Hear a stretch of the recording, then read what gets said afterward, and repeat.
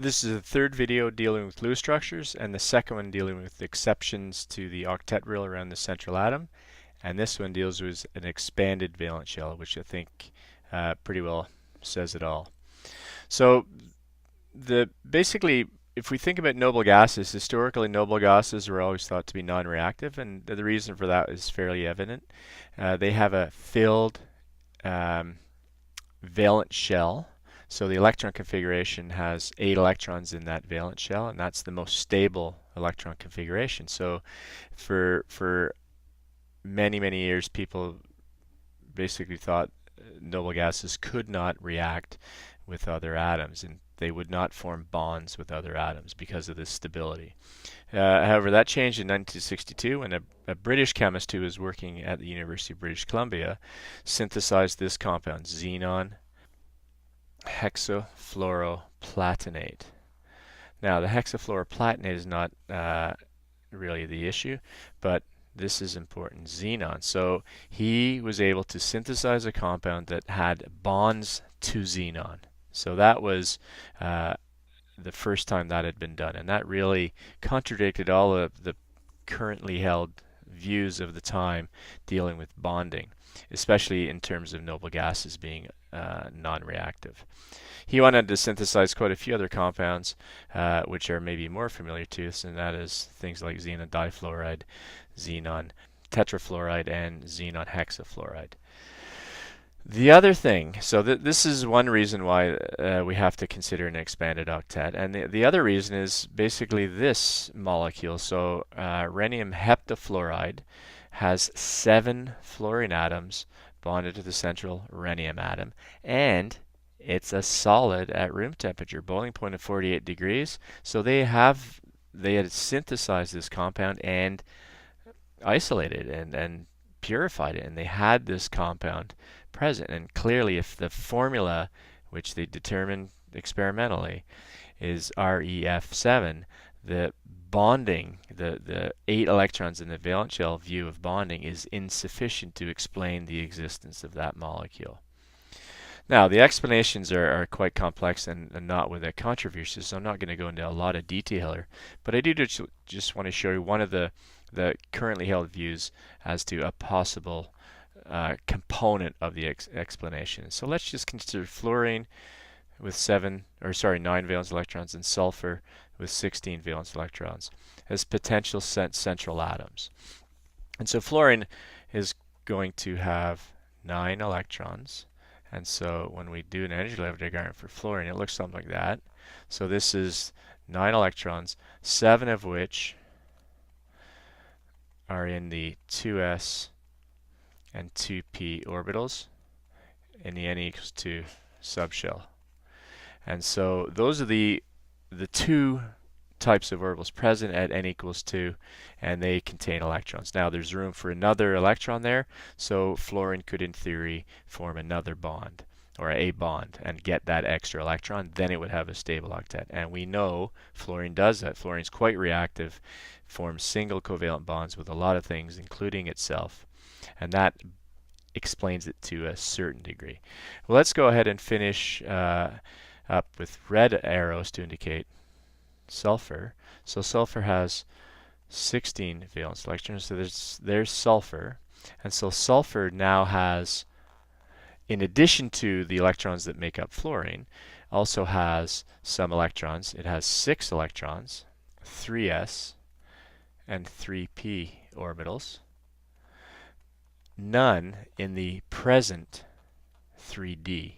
So 3d is there. There it is right there. But there are no electrons there. And so the notion is that because sulfur is a larger atom, because sulfur has this unoccupied subshell, it has the capacity to take extra electrons. So it will certainly form 2 bonds, and it commonly does. That H2S is a pretty common compound, 2 hydrogens bonded to sulfur. But it can also then house more electrons as a central atom, and they would end up being in the unoccupied D subshell. So that's one way that chemists have gone about trying to explain it. And so for us, though, the general rule we want to follow is just this. When necessary to exceed the octet rule, assume the electrons are there, and assume then that any extra electrons get placed around the central atom. And you see that works right away. So let's consider xenon difluoride. You should always go through this process of calculating valence electrons.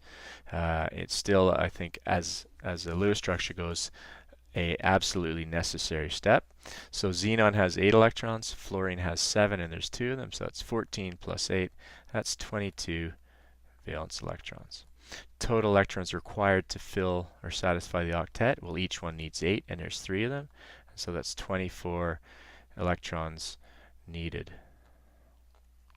So if you calculate number of bonds from this, 24 minus 22 equals 1. And so this is when you come to the realization that this is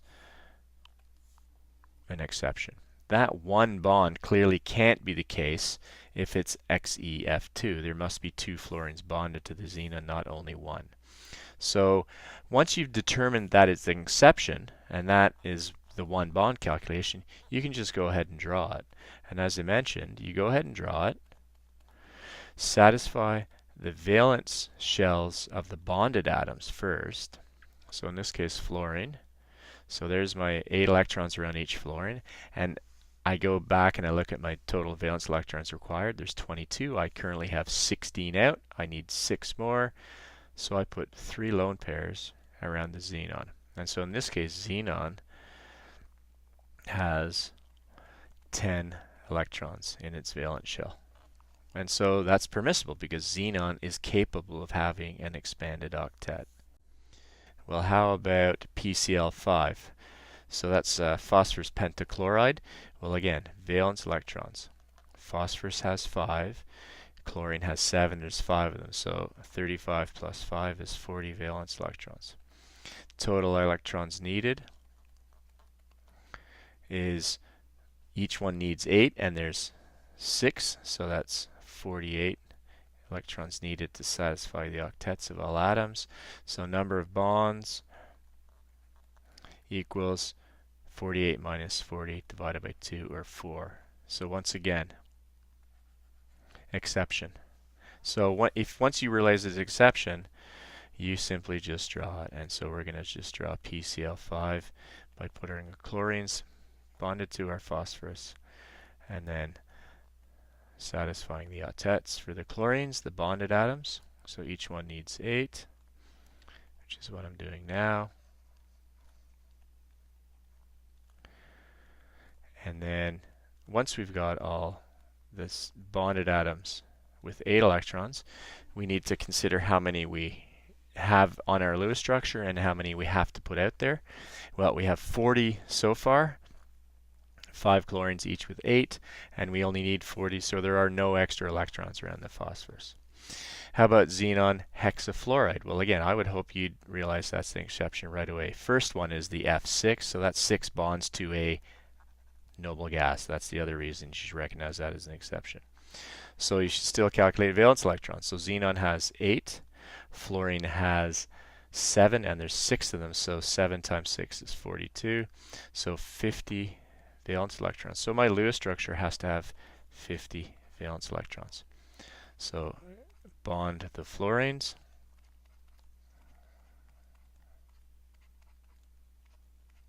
So there's 6 of them. Satisfy the octets for the fluorines first.